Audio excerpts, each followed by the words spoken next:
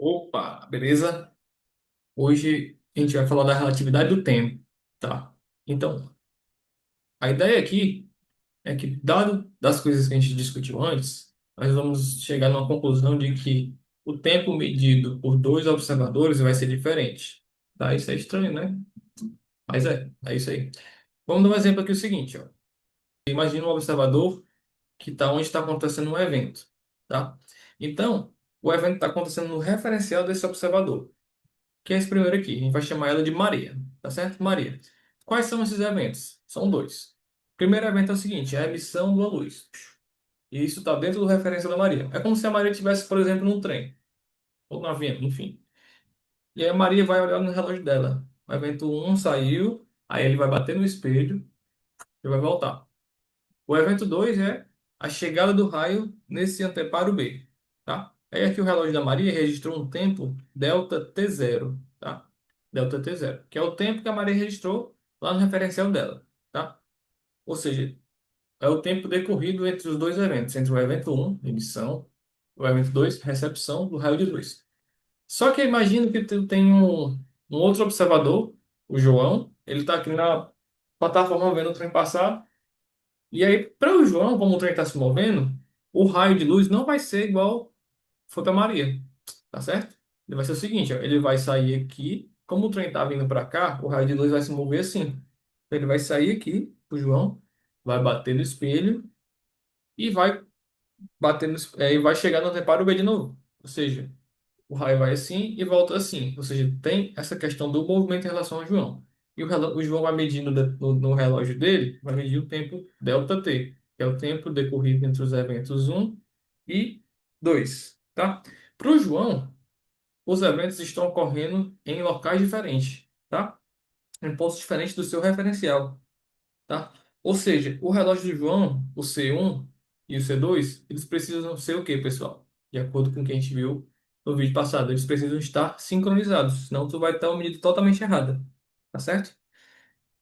Então, o que acontece? A gente pode mostrar, tá? Que o tempo medido por João é diferente em relação ao tempo medido por Maria, tá? Que é esse delta t, é delta t zero sobre esse termo aqui. Como é que a gente faz isso aqui de uma maneira simples, tá? Vamos ver, fazer as contas. Tá, então primeiro, para Maria, o que é que a Maria vai ver? A Maria vai. Tá aqui o espelho, né? Botar um Ezinho aqui. Tá aqui de onde saiu, a gente chamou de B, né? Aí o raio vai aqui e volta no mesmo lugar, tá?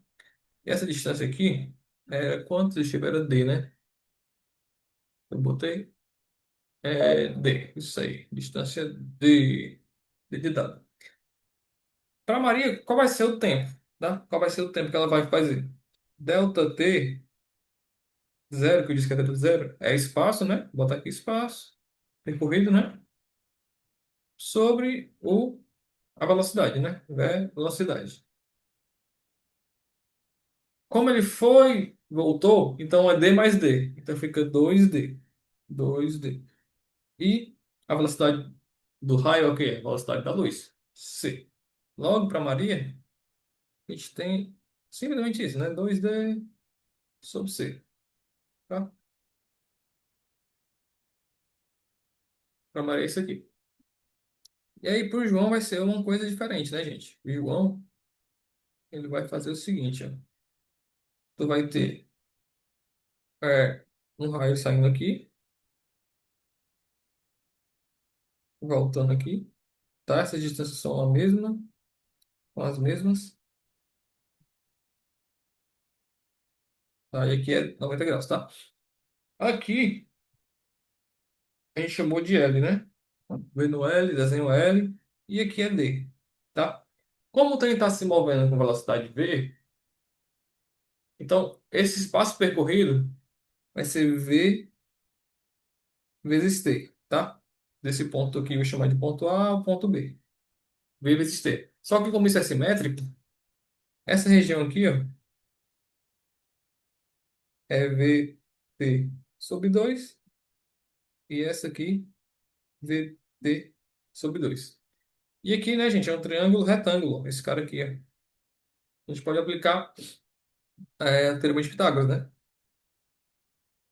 Então, tu vai ter aqui, ó, L ao quadrado é igual a D ao quadrado mais... É... Ah, só uma correção, né? Aqui é dt, tá, gente? dt. VDT, dt, delta, tá? V delta t sobre 2 V delta t sobre 2, tá? E aqui fica V delta t sobre 2 ao quadrado, tá? Então, o L vai ser o seguinte, né? O L só tira a raiz.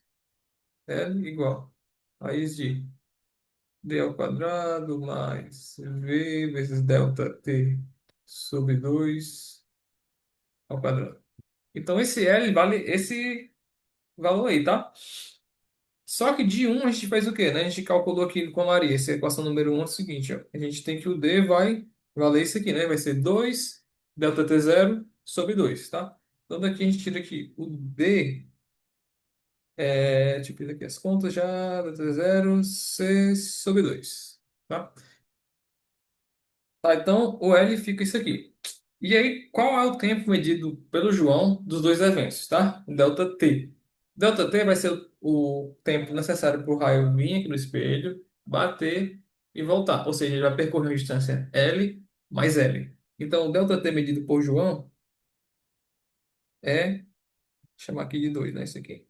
O delta T medido por João vai ser 2L sobre C, certo? 2L sobre C. 3. E aí a gente vai fazer o quê?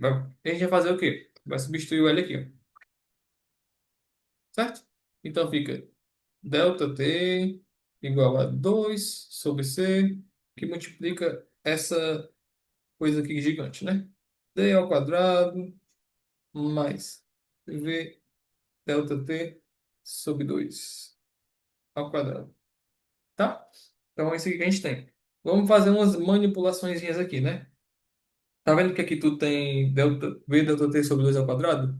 Vamos botar o quadrado pro pessoal e expandir para ver como é que fica, né? Então vai ficar igual a 2 sobre c raiz de v ao quadrado mais, só fazer devagarzinho, v ao quadrado, delta t ao quadrado sobre 4. Certinho? Só que quem é o d, gente? Quem é o d? D a gente já falou aqui em cima, né? O d é isso aqui, ó. Ele é delta t zero c sobre 2. Então a gente substitui o d aqui, ó. E fica igual a 2 sobre c, derivada, né? Fica 2, delta t zero c ao quadrado sobre 4. Delta t zero ao quadrado c ao quadrado sobre 4. Certo? Mais v ao quadrado, delta t ao quadrado sobre 4. Opa, já tem um 4 aqui aparecendo para todo mundo, né, minha gente? Já tem um 4 aqui. O que a gente pode fazer? Vamos vir para cá. Então, delta t, vou levar ao quadrado dos dois lados. Delta t ao quadrado igual. Levando isso tudo aqui ao quadrado, fica 4 sobre c ao quadrado. 4 sobre c ao quadrado, que multiplica agora, né? Delta t zero ao quadrado, c ao quadrado sobre 4. Eu tirei, levei ao quadrado só para facilitar a conta, tá? Mais v ao quadrado, delta t ao quadrado sobre 4. Aí esse 4 ó, a gente pode cortar ele, ó. Ele entra multiplicando aqui os dois, então ele corta, né? E aí a gente pode também botar o c para dentro do parênteses, né? E aí vai ficar o seguinte, vai ficar o c entrando aqui, ele vai cortar com c daqui, então fica delta t zero ao quadrado, tá? Mais o que, né? V ao quadrado sobre C ao quadrado, delta T ao quadrado, tá? Então a gente tem isso aqui, tem essa igualdade. A gente pode agora pegar esse termo e jogar para o outro lado, tá? Joga para cá, pro lado de cá. Então vai ficar o quê? Vai ficar assim, delta T ao quadrado menos V ao quadrado sobre C ao quadrado delta t ao quadrado igual ao que ficou do outro lado, que é delta t zero. Delta t zero. Quase acabando. Aqui, pode botar o delta t ao quadrado de evidência. Então fica delta t ao quadrado, que multiplica um menos v ao quadrado sobre c ao quadrado, igual a delta t zero ao quadrado. E aí tu joga esse rapazinho aqui, né, pro outro lado. Aí então vai ficar delta t ao quadrado igual delta t zero ao quadrado sobre um menos v sobre c, esse aqui tudo ao quadrado. E aí tu tira a raiz, né? Como são valores positivos, velocidade e tempo, então vai ficar a raiz desse cara aqui, fica delta t zero sobre a raiz de um menos v sobre c ao quadrado, raiz em todo mundo. Ou seja, a gente provou, né? Realmente, ó, o delta t, que é o do João, é diferente do da Maria. Delta t zero Maria, tá? Aí nessa historinha aqui, gente, delta t zero a gente chama de tempo próprio, tá? Ele chama tempo próprio. Tempo próprio, que é esse cara aqui, delta t zero tempo próprio. Tá aí nos slides também. Como é que você sabe que é um tempo próprio?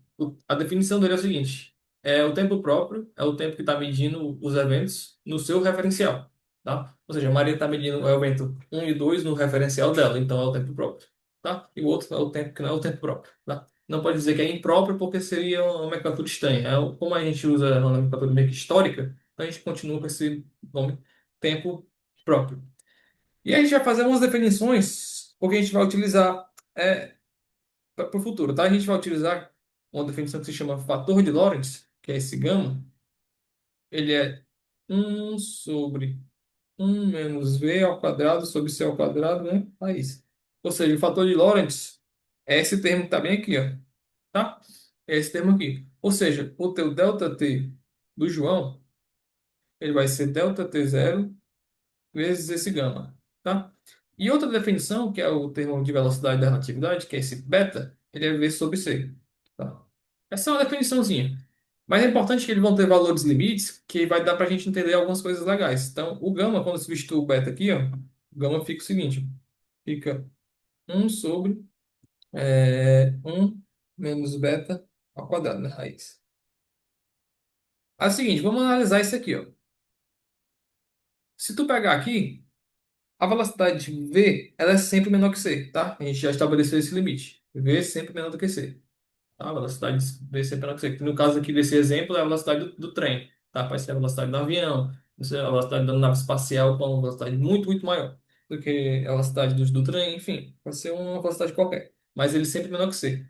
Isso significa que, isso implica que o gama ele é maior do que um. Tá? Se tu fizer aqui os limites no gama, tu vai ver que é maior que um. Ou seja, isso implica que o delta t ele é maior que o delta t zero. Ou seja, o tempo está dilatado. Vixe, e agora? Então, essa aqui é a primeira coisa que pode causar uma confusão, né? Ou seja, a primeira coisa que causa confusão, o tempo ele é relativo, tá? Em limites na qual a velocidade é muito alta, tá? Ele é relativo.